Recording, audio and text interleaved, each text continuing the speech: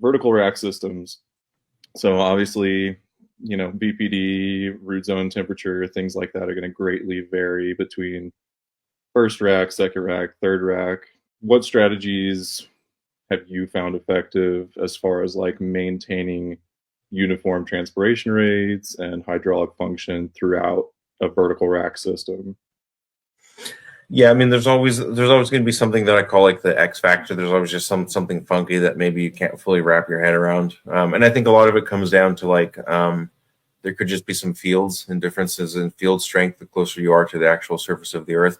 It's really difficult for biologists and chemists to talk about fields because we like localized particles, right? We like an enzyme in a substrate and it acts on the substrate. It kind of does this thing, or like a chemical reaction, for example. We really like chemical reactions because it's like this touches that, and when the two touch, they have a violent interaction or they have some kind of exchange of electrons. And so dealing with forces over distance in fields can be a little bit difficult to think about, but I'll say that there's always that kind of X factor. Now more specifically to your question, I've found that doing certain things like allowing for or trying to optimize for laminar airflow as opposed to turbulent airflow, and focusing on vertical displacement can go a long way in just homogenizing not only the temperature of the air, but also the profile of all of the gases that make up that air.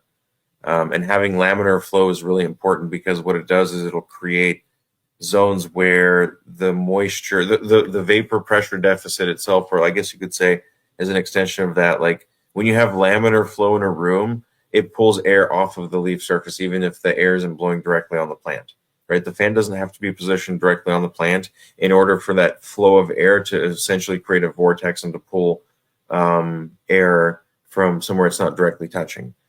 Turbulent airflow, when you have fans that are just kind of like positioned and blowing around and they push air across the surface of the leaf, that's a little bit different, pushing the air versus pulling the air, right?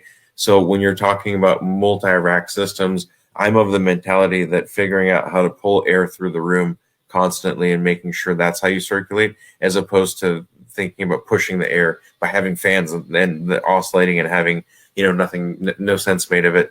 That'll create dead zones. It'll create micro pockets where you have different profiles of not only gas, but also higher humidities.